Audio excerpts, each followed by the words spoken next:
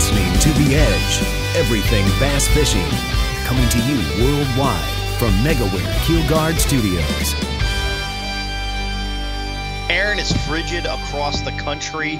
Seems like last week or so been a little warmer here in South Texas, but I know you've been dealing with some cold like a lot of folks all across the United States. Thankfully, Aaron, we've got another episode of BassEdge Radio they can tune into. Episode 369. Excited for this February 1st edition, Aaron. Yes, me too. You are correct. It has been somewhat of a roller coaster on the mercury in the thermometer. One day we'll have, it's nice and sunny and in the high 40s, and today as we speak it's like 17. So, yeah, it's been fun. But as always, Kurt, as you mentioned, all 369 episodes, our friends at Megaware KeelGuard, I talked to Tori the other day, and they are just slammed, which is great. But they're having a lot of fun getting all the new products out, and certainly everybody can follow those. First, do-it-yourself keel protector, the Flex Step, the Skate Guard, right? All of those things that every boat owner, personal watercraft owner needs, and all that can be found on KeelGuard.com. Kurt, it's been pretty interesting because, ever since we started with the free money through Midway USA, and of course find all things fishing, really all things outdoors, right. Seems that our questions have went through the roof. They have. We've always had several good listener questions, but the quality influx now, people taking some time really thinking about what they want to learn in bass fishing, which is super cool because now we can really press our featured anglers to answer some of those cool questions. And as always, if your question is chosen to be on the show, you're going to get that Midway USA gift certificate nowadays. So very valuable, Aaron. Very valuable. Yeah, it's almost like we've created a competition within a competition here, with everybody trying to get their question chosen. And certainly we appreciate not only the quantity, but the quality, as you mentioned. And speaking of competition, Kurt, I want to throw two things at you and get your opinion on. And first one is, pro season's off and running, and you're not there. Like to get your thoughts and feelings on that. And secondly, 36 pounds in the college series. So ready, set, go. Yeah, unbelievable. Let's hit up the Harris chain because it's been getting pounded.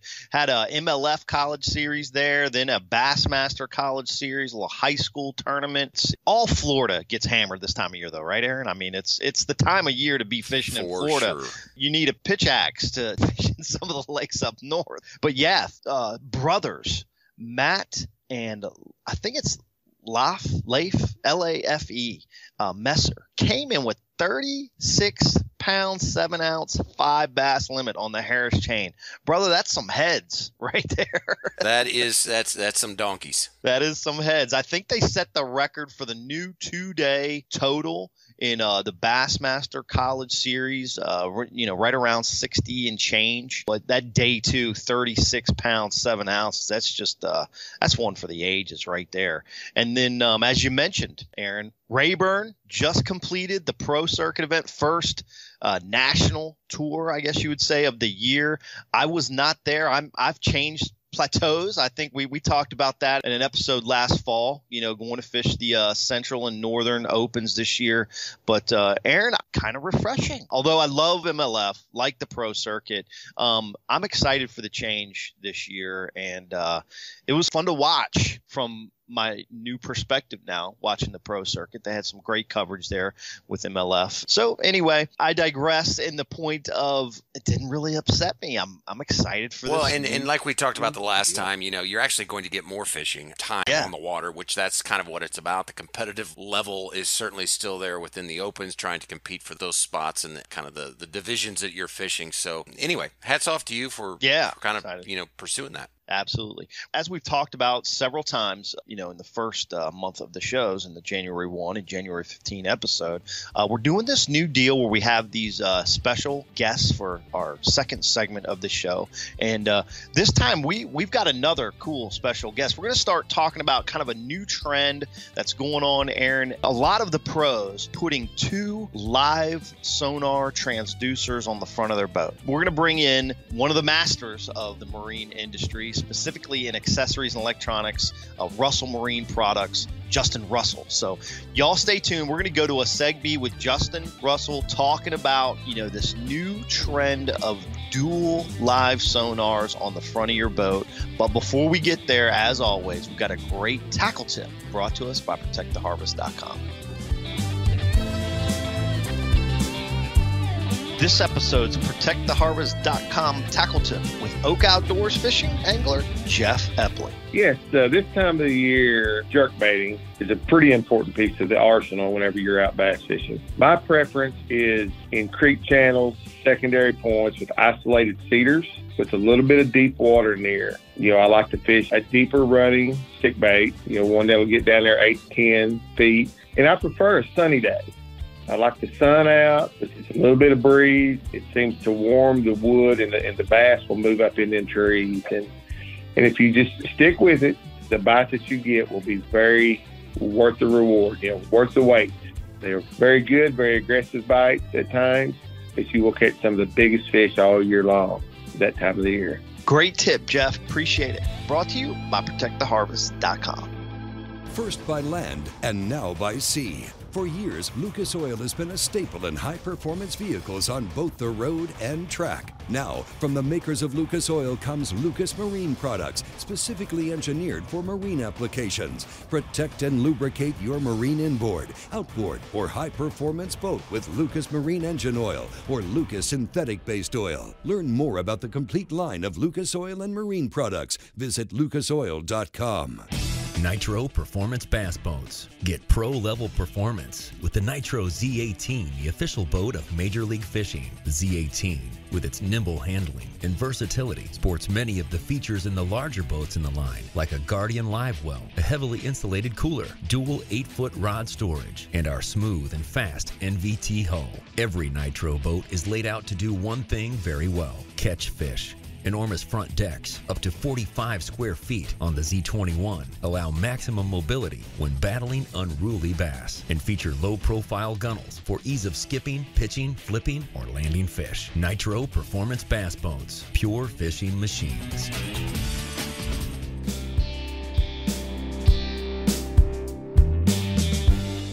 Aaron, as we mentioned in the earlier segment of the show, we're bringing in the brain trust, or at least one of the brain trusts of electronics and accessories world, in the bass fishing market anyway. Justin Russell from Russell Marine Products there in El Dorado, Kansas. Today, we're going to be breaking down live sonar mounting accessories. Thanks for being with us on BassEdge again, Justin. You bet. Always glad to be a part of this. Thank you for having me.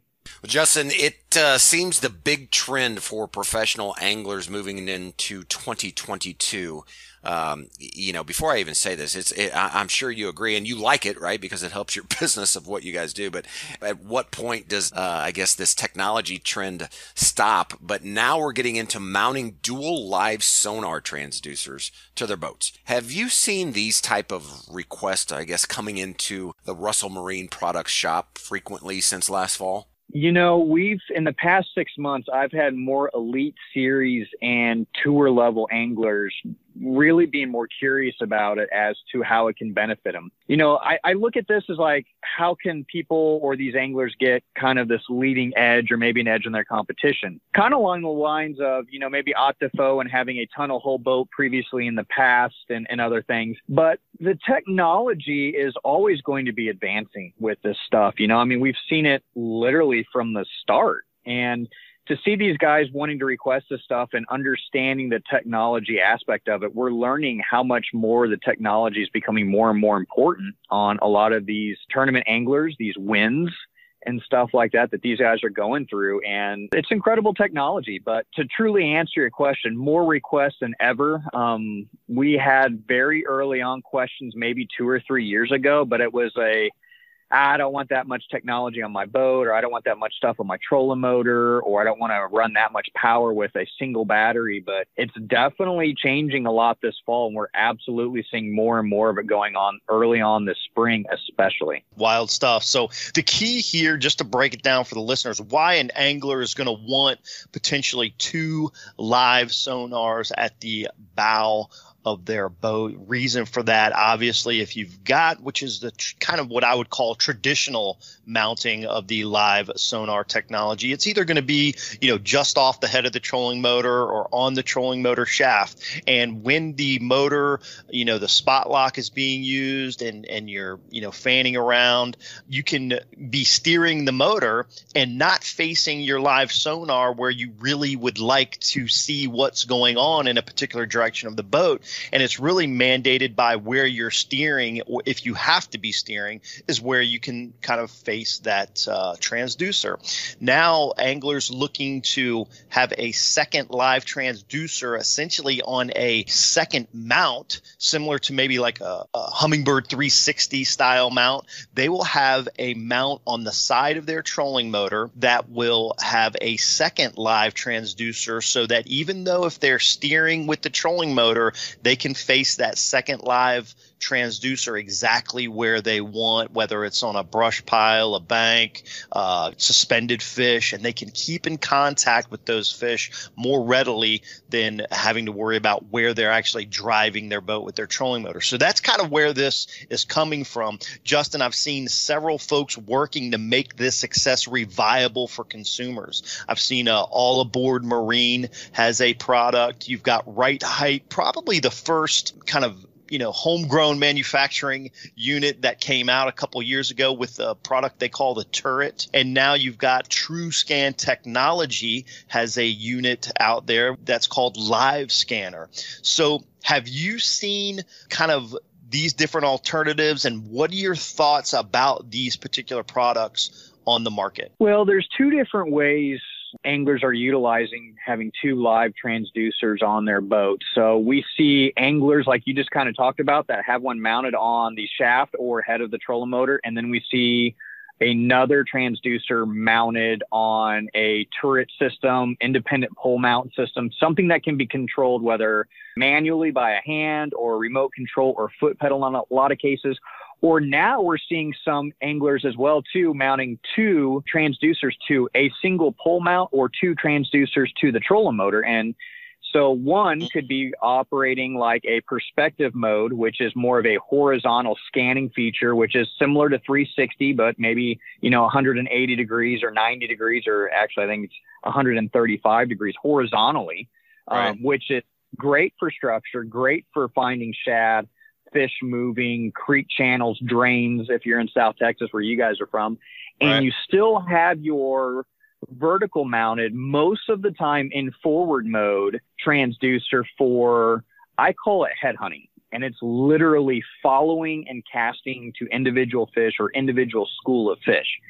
And seeing the separation as well, when you were talking about having two separate pole mounts or a pole mount and transducer mounted on the shaft of your trolling motor, you've got two immediate options very, very quickly. And when you're on spot lock mode, being able to operate the transducer, as you've said, operating independently, of course, aiming it at fish or a brush pile or piece of structure, and being able to be on that spot lock and focusing on what they're doing, not have to worry about the wind or current or, just holding the boat in position, is really, really key, in my opinion, really post-spawn going into summer type stuff. More this spring, a lot of guys are using too on the trolling motor itself for finding those creek channels, drains, head hunting individual fish along the lines of, I think it was Patrick Walters we watched really dominate Lake Fork last year, chasing fish down in standing timber using live imaging. I mean, he was following fish for hundreds of yards in these flooded timber fields and catching them, and quite successfully, all at. Yes. You've got two separate scenarios for two different things. Each one has its own place, definitely. And as I've told you guys in the past in some other interviews I've been with you guys, you really kind of need to know how your style of fishing is and what is the strength, if that, and what you're really going for with how you decide to mount this technology and stuff. I'm sure you guys are very familiar with Josh Jones. I've known him for a couple of years now. Great guy. Yep. And he runs always on the head of the trolling motor. He doesn't want any sort of independent mount.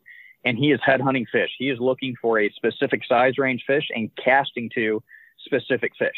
And it's been very, very successful for him, but he's got a lot of time and a lot of hours on the water just looking around and doing that. Real quickly, I think talking about where the mounting is for some of these units, I think originally when the first, live transducers came out, you look at the price tag and the cost and the availability of them, all these things considered, that if you put it on the head of the trolling motor, once you got up inside of some cover, you were thinking, oh man, I could just beat this thing right off the head of my trolling motor. Next stump I hit, it's going to be left with the stump and not with me, or something like that. And then that's why I think a lot of people were more apt to put it on the shaft. Now it seems like the head of the trolling motor is becoming more and more popular just because it's less obtrusive on the shaft, especially if you get into grass fishing and you're getting in and out of grass and it hangs up a little bit more. Whereas if it's on the head, it seems like it just becomes more of a piece of the trolling motor head rather than just this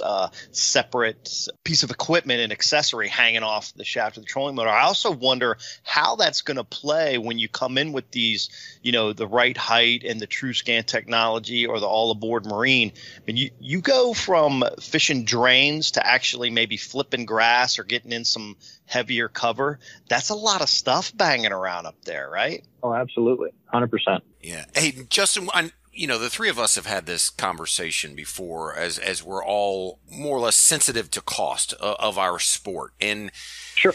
When I kind of look at people that might be just getting into it or looking to get into the sport or trying to catch, just a few more fish than what they did last year, do you feel the need for your weekend angler to pursue this method? And what advantages are you seeing from these types of systems? That's a great question. Everybody always has a budget in mind when they're looking at new technology, whether it's new boats, new equipment, new electronics, rods and reels. And I think a lot of weekend anglers need to keep in mind what they're seeing with some of these pro anglers. And we all have read the comments on Facebook or social media about some of the costs associated with this stuff and seen some comments. And keep in mind what these guys are doing. This is their job. This is how they make their money. So any sort of competitive advantage they're going to be able to try to get over one or the other within reason. I mean, obviously BAS has created rules with tunnel holes now not being allowed to be used, or, you start a season with a boat, you finish the season with that boat and stuff to try to make it as, I'm going to say, level as possible. Right. But from a perspective of live imaging directly, from my experience, oh my gosh, I traditionally did not really grow up crappie fishing very much. And I always tell every customer that comes in with us, if you don't have a lot of experience with live imaging and you really want to utilize it to go bass fishing, go crappie fishing the first couple months that you have it. Like my dad included in this, when you're able to take that technology and do that, it's really, really fun. Like we have people, I can't believe I waited so long to get, active target or live scope or live imaging. I've caught more fish doing this. For me, I enjoy catching fish, but the biggest benefit I get from this technology is watching the fish behavior and react to lures. From a perspective of you throw in a lure and you watch 2 or 3 big blobs move out of a brush pile, move away from your lure. They either don't like the lure or don't like the color. Or vice versa, if you throw down in there and they come out of the brush pile and all nose down and literally go and attack your lure, you've got the right lure combination, the right color combination, and it can truly help you be more efficient on the water. Now, you can waste a whole lot of time watching fish and get very, very disgruntled with it too. Don't get me wrong. Just because you mount the stuff or buy the stuff doesn't guarantee the fact that you're obviously going to catch more fish, but it can sure help for sure.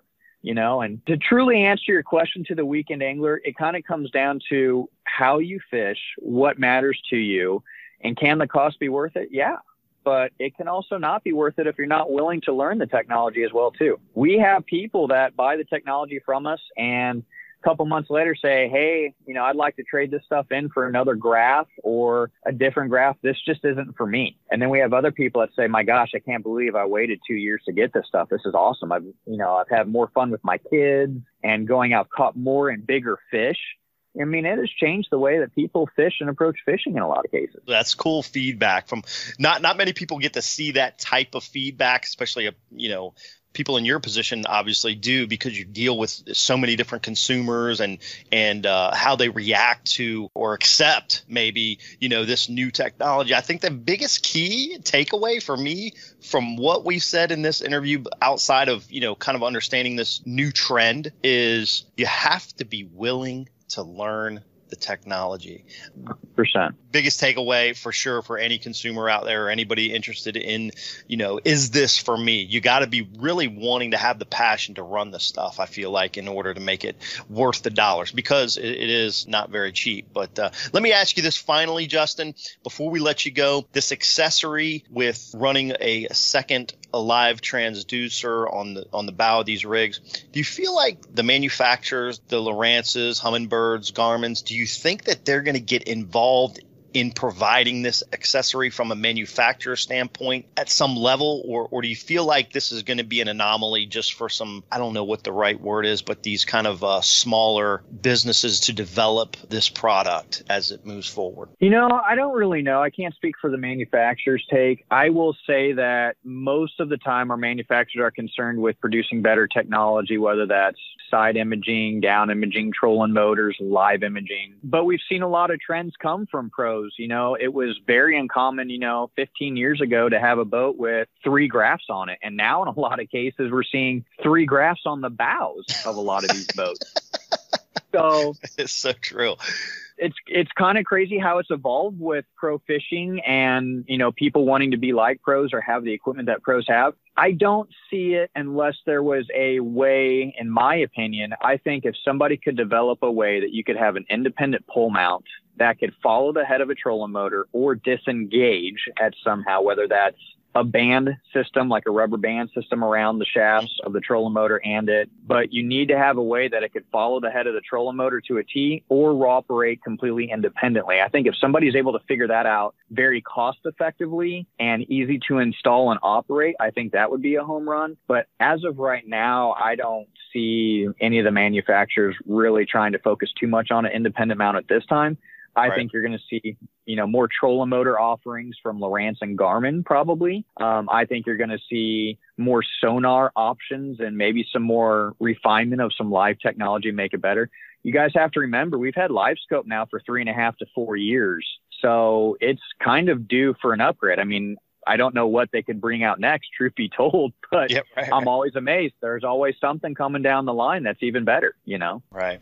Well, Justin, thank you so much for being on another episode of BassEdge Radio and kind of bringing Russell Marine products to, expose what is going on out there from an accessory standpoint, particularly in this segment with 2 live transducers on the front of boats, kind of the new trend for 2022. Make sure you check out russellmarineproducts.com. Call Justin. He's always available. His group over there helps so many anglers become better with accessories on your boats and electronics in general. So Justin, thanks again for being on this episode of BassEdge Radio. Any final thoughts for the listeners out there? Like we've already kind of talked about on this episode and the ones prior, you're really doing yourself a disservice to buying this equipment and not dedicating some sort of time to truly trying to understand what it is. It's like anything else. If you're willing to make the time investment and the education investment to truly learn it, it can absolutely do wonders with fishing.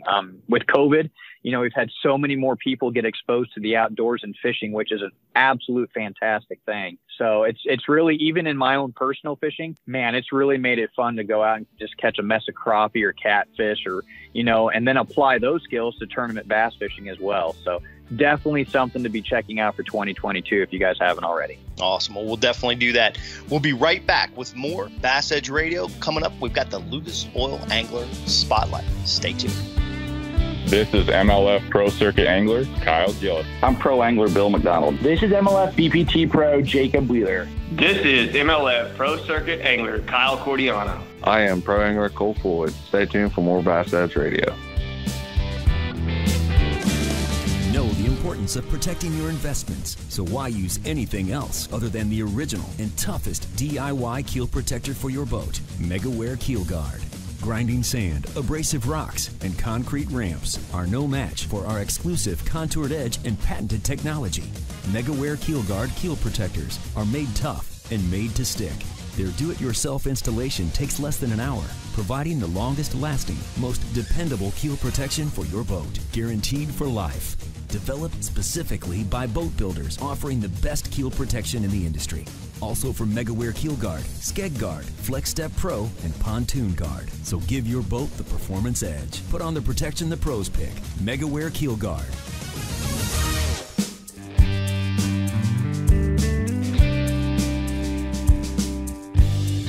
Aaron, we got our first rookie in the house for 2022.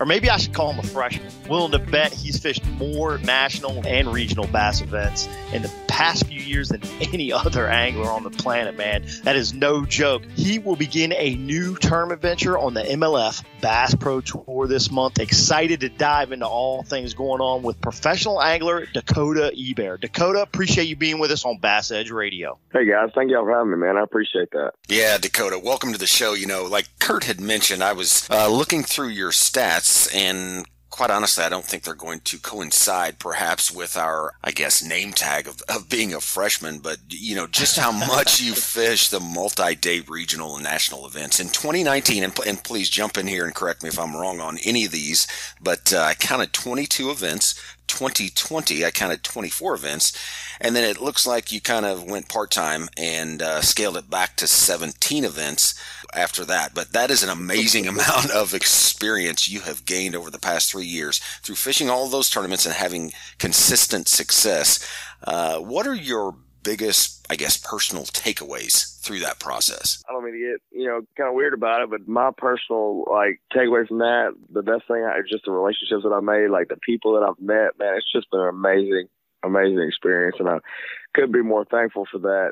It's just been awesome. This is a totally left field, but man, you hear so much negativity and stuff on news and everything else, man, and I've had so much fun being able to travel all over the country and meet some really awesome people on the way, and it's really been awesome. But as far as on the fishing side of things, man, you just can't replace time on the water and time on the water in an event. And that's my biggest thing to me. I was taught at a young age to work hard at whatever it is I do, just like we all were, and my parents worked really hard to have what they had, and so that was kind of just the way I was raised, and I look at fishing as a job as much as I love it. This is what I want to do for a career. And so, the idea behind fishing all those events was just work as hard as I can. And coming from a little bit of a rodeo background, you go to a lot of rodeos, you work hard, you want to go somewhere every weekend. And I kind of took that approach to fishing. Wild horses keep dragging you away, right? Yeah, that's right. That's right, man. I love traveling. I love being on the road. So it all kind of works out, man. Well, Dakota, through all that process, man, you qualified this past season. Kind of my reference to opening this thing is, obviously I don't think there's any rookies on the Bass Pro Tour. Obviously, this is the first year new anglers have essentially qualified. I guess you had, John Cox came in and fished the Bass Pro Tour last year. It was the first year they had somebody different start fishing those events since the tour was even developed. So this year you got several of you guys that came from the pro circuit that qualified for the MLF Bass Pro Tour. Man, what does this step into a new tour mean to you from a competition standpoint? And I'll back that question up if you could follow it up with what are you most looking forward to as you tackle the Bass Pro Tour and pro circuit events this year? Yeah, man. So from a competition, perspective, I'll say that I always want to fish against the best. I mean, we all do, because when you fish against the best, it makes you better. Whenever we take off for that first day of that tournament, I'm going to get to line up against legends of the sport, and I'm so excited about that. To have the opportunity to fish, on a tour against Kevin and, and Thrift and just all those guys, man. I mean, that's going to make me better in itself right there, and just something that I'm really excited about. But I'll say this too, though. For me, and some people may not agree, but I feel like, man, it's hard to compete in the BFL. You fish a BFL, man. Or the local jackpot against the guys that fish on the lake every afternoon and stuff like that. Man, to me, it's kind of, it don't matter really what you're fishing. You're against the elements, and it's stack field makes it to where, you better dang sure catch them too, that much more, right? But I think there's a lot more of a mental side to that. Like, you can't let that, negatively affect you, right? Knowing that they're going to catch them too. You know what I'm saying? Sure. But we all have tough days in the water, and I feel like, man, going to all those Toyota Series events, to me, that's probably one of the toughest tournaments to compete in. It's like a Toyota Series or an open level event, because you have the best elite guys. You got quite a few BPT guys. You got quite a few pro circuit guys. You got the best local guys. You got the best regional guys. I mean, those events are stacked, and they are hard to compete in. So, I really feel like that's kind of, prepared me, hopefully, for the transition to the BPT. And, I'm just going to go out and go fishing, man, and know that I get to fish against some of the legends of the sport, man, and enjoy the heck out of it in the process. I can just hear it in your voice, man. You're fired up about it, excited about the whole process. Obviously, the competition standpoint is also a little bit different, which we didn't even get to that process of it. But I can just hear it in your voice. This is awesome. I'm excited for you, Dakota. Well, I appreciate that, man. Yeah, absolutely. And I'm excited for the, maybe the format too, just something new, something a little fresh, we fished the Pro Circuit title event on, Sturgeon Bay 2 years ago in that format. And I really enjoyed it. So it was new, it was different. I wasn't really sure that I was going to like it. I kind of maybe almost wasn't even a fan of that at the time. Right. But before I fished that event, I wasn't really sure about how I felt as an angler about the format. And really actually enjoyed it. It was actually really cool. I mean, it's a whole different, aspect of strategy and stuff. And that's what drives me, and I think a lot of us for fishing, is the competition behind it, and especially tournament fishing, I would say. It's all about putting the pieces of the puzzle together, and this format puts a few more pieces in the puzzle. Yeah. So it'll be cool, man. It really will. Yeah. I think the thing you hear mostly is intensity levels just ratcheted up completely in those style events. I know it was for me when I did the select events many years ago. Mm-hmm. It's adrenaline rush, totally different than a 5-fish format deal. So it's cool. Dakota, I know you want to get off to, a strong start in both MLF series. You mentioned earlier as far as talking about the elements, and this has been, off recording, I guess, before the interview started. We were kind of talking about these weird weather patterns that we've had kind of in 2021 leading into 2022. And, we've had some really strong weather fronts the past couple of weeks. Will this play to your strengths, and how do you anticipate attacking that first BPT event on multiple lakes of Caney Creek, Lake D'Arbonne, and Boosie Break there near West Monroe, Louisiana? Yeah, that's kind of an interesting deal, the way they're going to different lakes like that. I guess it's maybe not as far-fetched a major league fishing event as it would be for a traditional 5-fish tournament. I mean, I know that they kind of done some stuff like that. But for the sake of it, the deal, again, here we go. This is where all those Toyota Series and all those events come into play, right? Because there were so many times where I was fishing an event on Okeechobee, and then I maybe didn't do good, or maybe I did do really good. And I remember one year, I think I finished 11th as usual in those. I finished 11th, I think, at Okeechobee, and I had to get in the truck and haul butt to a Toyota Series on Chickamauga, I think it was. So going from one extreme to the other, right? I mean, from Okeechobee to there, man, you have to be fishing on the fly and adjusting to different conditions and elements and all that. So that's taught me, it's helped me, I think, be prepared for situations like this where, you got crazy weather, or this event here where we're going from lake to lake to lake. It's kind of the same. For me. Yeah, it makes sense. It's essentially what you're saying is through all the experiences that you have had over the last 3 years, you dealt with these different fluxes of weather from even just a week-to-week basis and fishing 2 tournaments in it. So you feel like you're prepared to go into an event. It's not scaring you. It doesn't deter your thought process from a mental standpoint, doesn't get you down. You just know it's another place to go. What you got to do to catch the next bass will be what your focus is rather than all the other things around you, which I think is really, really important. Yeah, exactly, man. It's the more events you fish, the more adversity you face, and the better you get at dealing with it, right? And fishing that amount of events really teaches you to keep it simple, right? To not overcomplicate things, right? It's a bass, no matter if he's at Okeechobee or if he is at Champlain or if he's at Gunnersville, like he's a bass, right? And he relates to the environment a little bit differently, but he's the same thing. It really is. And I know, like, some people probably like, man, I don't know about all that. But, you know, that's just what I tell myself whenever I'm going from place to place and trying to keep it simple, right? Like, let's not make this too complicated. Let's take whitetail deer, for example. We make deer so smart. We all know this, right? We're all deer hunters, man. We make deer so smart, and they are in their own way, but golly, they're not out there like with a smartphone in their hand, you know, checking the weather. Right. Dude, they're just out there, you know, relating to the environment, trying not to get ate, okay, you know, and trying to find a few acres later.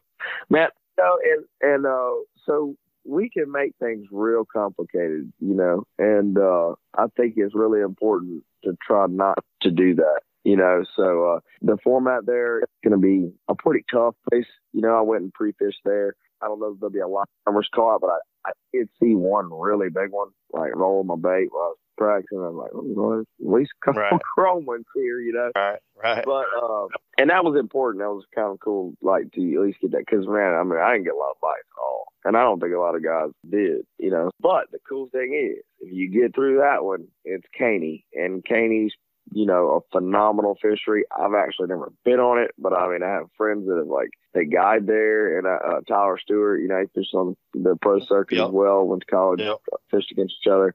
Tyler's a guide there, you know, and for years I've heard, you know, him talk about how great it is. I've seen all his, you know, God pics and all that stuff. I've never asked him a question about the lake. Like, I don't even know, you know, it's not somewhere I thought we'd ever really go for a tournament.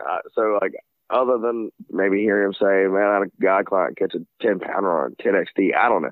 You know, like, I never really got any information about it, but I know that it's loaded with them. So I didn't go there. I didn't have a whole lot of time to go and pre-fish there, but I know that it's full of them. It's a very small lake, so it's something that, you know, I mean, we got 4 hours of practice. I think you can probably idle around most of the thing in 4 hours, you know. So I didn't go there because, I mean, the most important thing for me was to spend the time I had on darbone so I could get to that point, you know. Right. Well, Dakota, let's talk before we go to break. Let's break down. You talk about keeping things simple, kind of getting into your angler identity a little bit. You know, we all have different ways that we like to approach things, different times of year, strengths, you know, things that we lean on, you know, dealing with, you know, kind of this midwinter seasonal behavior pattern that we've just typical, right, here in February. When you're approaching a lake this time of year, what are your first thoughts to techniques and types of patterns you're going to look to try to reveal first? I'm going to, you know, take water temperature, you know, into consideration quite a bit. And then I'm going to take in the type of fishery as well. So, you know, that's something that's kind of,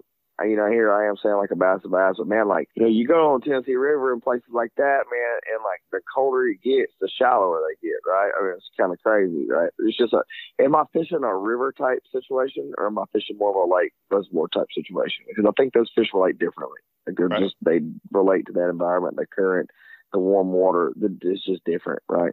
Could be a highland impoundment versus a lowland impoundment. You know, they're going to do something different on a lake like Lake of the Ozarks or Table Rock or Amistad, you know, some highland impoundment versus what they're doing, you know, in the swamp at Rayburn. Absolutely. Yeah, man, for sure. So that's probably one of the main things I take into consideration, you know. So, you know, the water temperature and then what kind of cover is there available? Is there grass, you know, or going to fish looking for rocks, you know, the rocks on heat, do I want to throw a square bill down them, or, you know, stuff like that. Just real simple, like current conditions, what the body of the water has to offer for the fish, and then, you know, just go from there. Gotcha. Makes sense, man. That sounds pretty simple to me. I like it. I think, well, that's probably one of the most important things is understanding the fishery that you're on or you're getting ready to be on, because that's going to, you know, play into a lot of those seasonal behavior patterns and how fish react, you know, based on the cover and structure that's available to them in a particular environment. So makes perfect sense. Yeah. Hey, real quick, sure. Dakota, we got to hit a quick break, but we're going to talk some more about this in a minute. We're going to power pole down here for a moment. Stay right there. We're going to dig deeper into Dakota's fishing mind right after this short break. BassEdge Radio will be right back. Patented in 2000, perfected over years of testing and real-world punishment, the Powerpull is the ultimate shallow water boat positioning tool. Swift, Powerpull deploys in seconds from anywhere in your boat. Virtually silent, Powerpull won't spook wary fish. Secure in strong currents or gusting winds in up to 8 feet of water. Engineered to take it with a lifetime unconditional replacement guarantee on the spike. Powerpull, swift, silent, secure. Visit powerpull.com to find a dealer near you. BassEdge is presented in part by Mercury Marine. Go boldly, returning with MLF BPT angler Dakota Ebare in the Lucas Oil Angler Spotlight. Be sure to visit the BassEdge.com store for free shipping on all Lucas products. It works. All right, Dakota, just as I mentioned before the break, we're going to dive right back into some fishing education. Talked about those chilly days, blast of cold fronts experiencing. You talked about keeping it simple and understanding the environment that essentially you're fishing and what type of lake that you're fishing. What do you like to change up? You know, you're out there for a couple days, you know, you see maybe a warm weather spell that starts to occur, you know, as we typically see in the South. You know, you're going to get a few days of warm weather, then maybe a week of chill, and then some more warm up days. What are you going to change up? What are you going to look for differently when you get kind of those warm weather spells in the winter? And, you know, we're all looking forward to the spawn. You know, it's like we're always looking forward to the next season, right? But, I mean, you got to shoot in front of the target. You know, you got to lead the target. You can't shoot at it, you know, if it's moving. So, and bass are always moving. So that's what I'm looking for is where they're going to go next, you know. And so if we got a warming trend coming like that, I mean, it just depends. Like, how much is it actually going to affect the water temperature? I think that's something that we got to, you know, really understand. Like, a lot of times, like, let's say we get a lot of really cold weather and then all of a sudden we get a warm day. Well, I mean, it's great for us, but if the water doesn't warm up, it really doesn't affect them as much, right? And so just because we're warmer doesn't mean they are. So that's something to take in consideration. But I'm just always looking at where I think they might be going next. And so that's really, you know, the way that I approach that situation with that warming trend, and maybe it's a cold trend coming, you know, things like that. Yeah, for sure. And you know, I guess keeping an open mind, right, Dakota, is so important as we try and track down these fish day to day and kind of where they're going. But how will you determine to change kind of a preconceived, perhaps, focus from the beginning of the day? And how big of a change will you make in a day on the water? Man, you know, changing that is tough. You know, that's something I think we really struggle with as anglers, right? Because, you know, you got a preconceived notion, man. I caught him over here in a red rattle trap, you know, like back in 2016, and I'm banging like 24 pounds off this old drain. I mean, like, your preconceived notion, when I get back there, I'm going to that spot. Like, I'm going to catch him there again, you know? And especially in a place like here at Rayburn, this place is so volatile. It changes so much, you know? I mean, it's really just, like, people always want waypoints and this and that. Like, man, like, I got 5,000 waypoints over there, and there ain't but about 3 of them they're good. Because this place changes so much. It ain't like a boulder on Champlain. That Champlain boulder ain't going nowhere. This grass on Rayburn, give it a few weeks, it'll go somewhere. You know, you know, like it's here one day and gone the next. So, you know, I mean, that's just, it's always changing, man. You just got to kind of stay with it and keep going with it, you know? Makes sense. Dakota, I'm going to get into the mental side here for a minute. What do you personally try to keep in check to be successful in tournament bass fishing? You know, whether it's a lost fish, you got a lot of obstacles, right? I mean, maybe your hands are cold, you know, you're freezing to death out there. A lot of different things. You know, maybe, well, I mentioned a lost fish. Maybe you go through a couple bad tournament stretches. What is it that you personally just try to keep in check to continue to be successful at tournament bass fishing? I think it's all about perspective, right? I mean, and how you take things, because bad things are going to happen and good things are going to happen. You got to figure out some way to just keep it in the middle. And it's all about perspective, right? I mean, like, you know, there's so much adversity out there doing this, and there's uncontrollable variables and stuff. I mean, dude, you know, you're going to lose a certain amount of fish, right? Like they're just going to come off. Like, you can do everything right and you're still going to lose a few fish. So for me to keep myself mentally where I need to, like, it's not trying to get too worked up over the negative things and not trying to get too high on the good things that happen, right? And just keep on working, man. And it's like, you know, just keeping that positive mentality, just saying, hey, look, if I do my part, you know, the rest is going to fall into place. I think that's just the most important thing, you know, and keeping everything in the perspective, right? Like, riding the highs and lows, you know, and that's because there's a lot of it in fishing, man.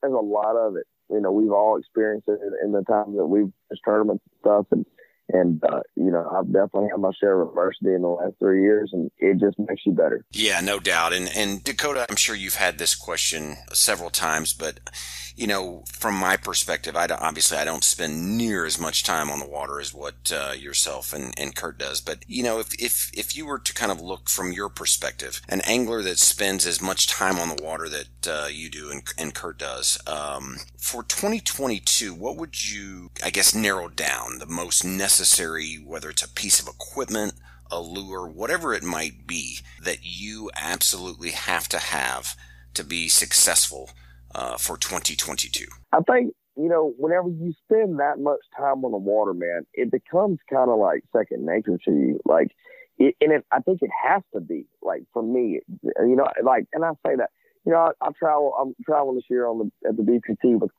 Cole Floyd, and I love Cole to death, man. Cole is a phenomenal fisherman. I look at Cole as like kind of a John Cox type of guy, man, where they just like show up, happy-go-lucky, just go out there and just like Cole's been like hunting deer sheds, man, in Ohio for like every day. Like, ain't even thought about bass fishing, man. And I'm sure he has. I'm just kidding, but Cole's been hunting deer sheds in Ohio and things frozen, like, whatever. And like, he's going to show up here at Rayburn, man. Probably hadn't met a cast in about, 3 months, And he can come down and pre-fish, so it's been a while. But, he's just a natural guy. He just shows up and he just catches them, man. And like, I feel like I got to be on the water every day to have that like 6th sense type deal, like, where I'm just like in tune with what's going on. But you have guys that are just naturally just they're just good outdoorsmen. I mean, it's not even just about fishing. Like, most fishermen are really good hunters too. And I think that like spending that much time on the water, I think that is the most important thing to me, to like be in that just zone.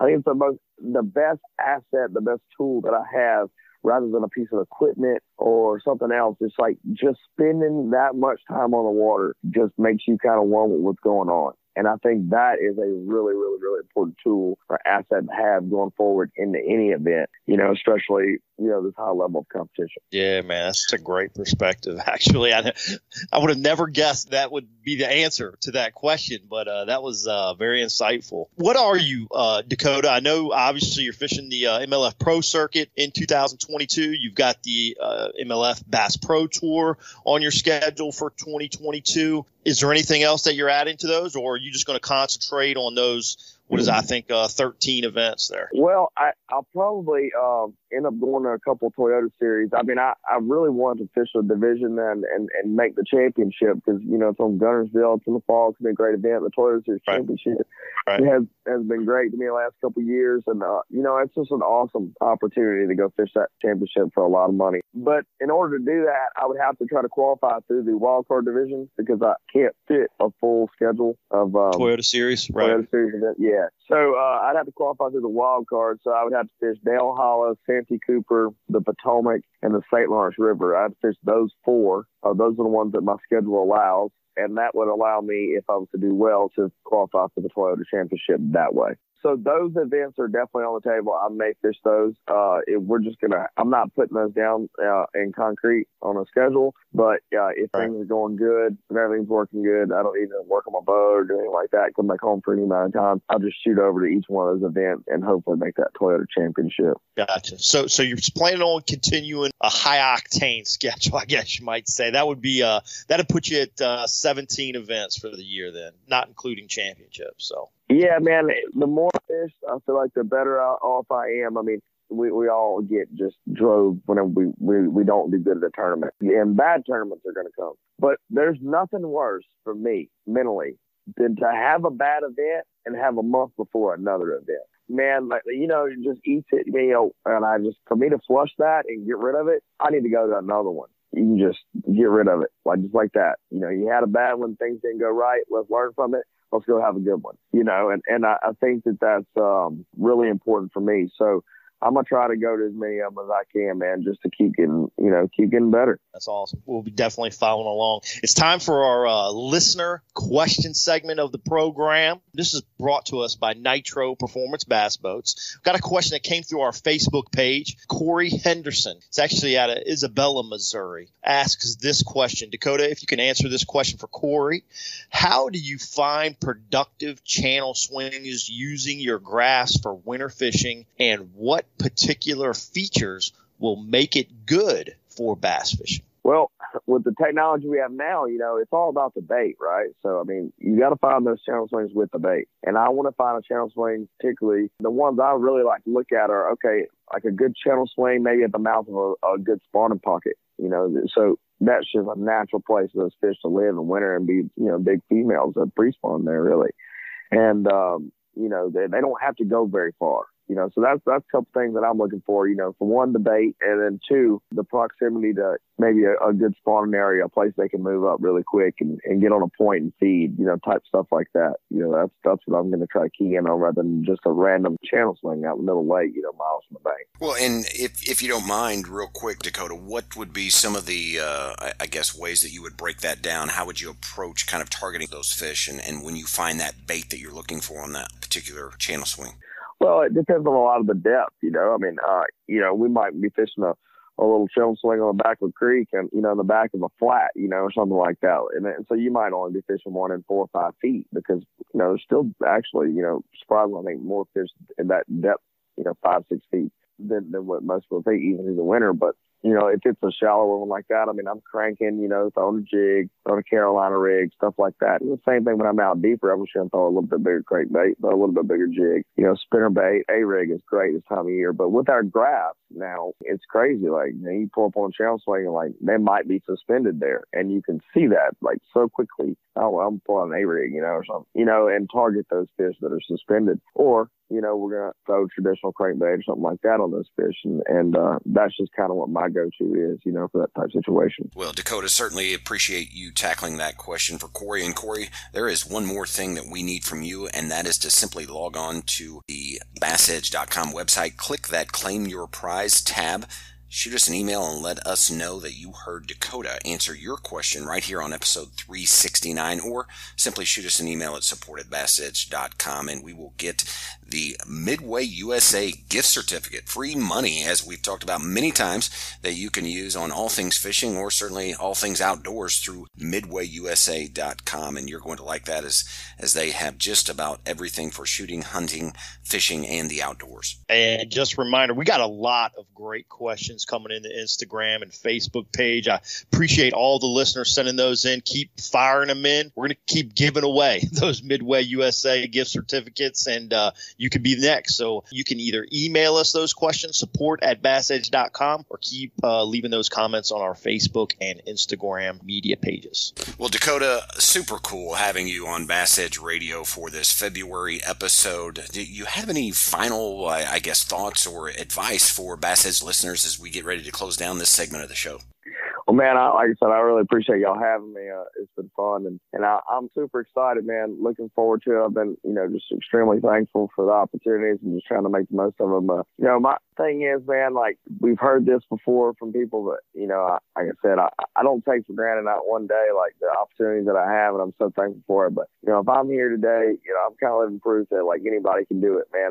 We didn't come from a lot of money or anything like that, man. I worked my way up through college, and things fell into place on me, but I never took no for an answer. I just kept working my butt off, and I'm glad to be where I'm at, and I'm not nearly satisfied yet. I want to continue to get better, but it just shows that, man, if you work hard at something, you can dang sure get it done. It's just all about mindset, having the right mindset, having the right perspective, and the possibilities are endless, especially with the resources and the opportunities out there today. I mean, it really is. You just got to look at it from the right perspective. Yeah, Dakota, you got a great story, man. I'm super excited for you coming up this year. I'm going to be watching you on that score tracker through the 2022 Bass Pro Tour season. Good luck out there. Take care. Thanks, and safe travels throughout the year. Y'all, there's more to come. Aaron and I will return right after this message.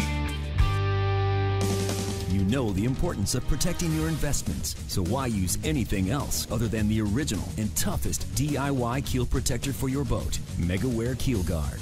Grinding sand, abrasive rocks, and concrete ramps are no match for our exclusive contoured edge and patented technology.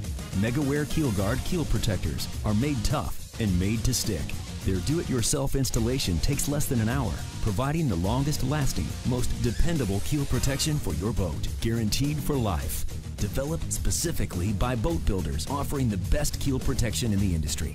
Also from Megaware KeelGuard, Skeg Guard, Flex Step Pro, and Pontoon Guard. So give your boat the performance edge. Put on the protection the pros pick. Megaware KeelGuard. The Powerpull Charge Marine Power Management Station is the most advanced system of its kind available on the market. It does the work of 3 devices, a traditional battery charger, a charge on the run, and an emergency start system, all in one compact unit. The Charge lets you run your boat's accessories the way you want to run them by allowing you to monitor and control your power usage through the Powerpull app. It automatically devotes power to the batteries that need it the most for maximum efficiency. The new Charge from Powerpull. Power where you need it, power how you need it, power when you need it.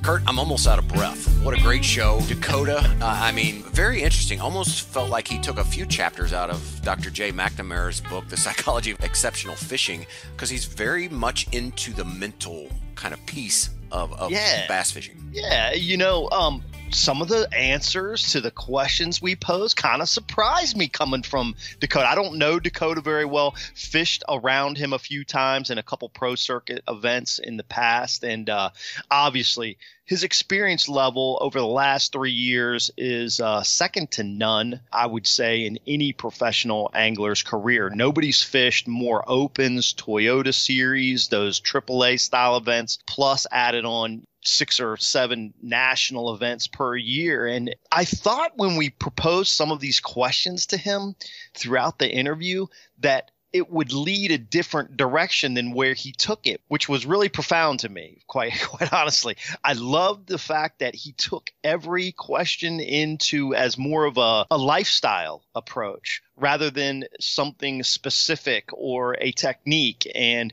I guess that leads to him, being able to keep an open mind in all things, whether he has a good day of fishing or a bad day of fishing or a tough road trip, maybe a breakdown or whatever might happen, or maybe just a great road trip.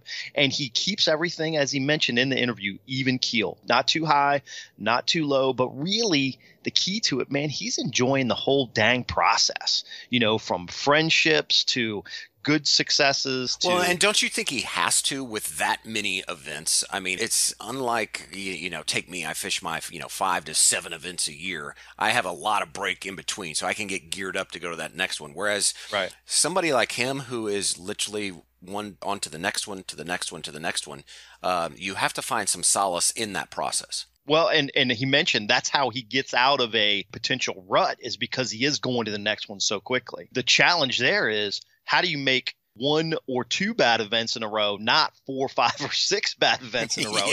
That's what's so impressive about Dakota. And he does not allow himself to get into that issue. I mean, he didn't qualify for the Bass Pro Tour with MLF because he was mediocre.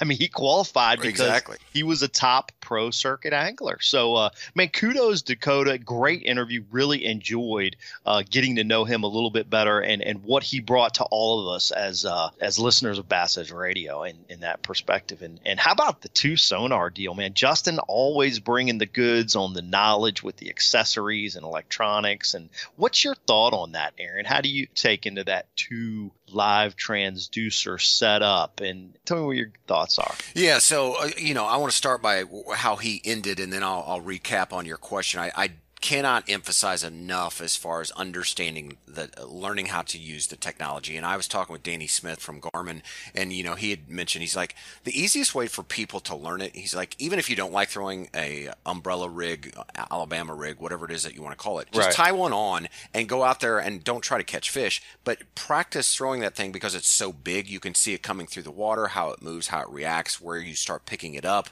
Another thing I will tell you, which hopefully, Kurt, we can get this on in the coming days, or coming episodes, I should say, is going to be power, because Danny also had mentioned kind of what Justin had alluded to.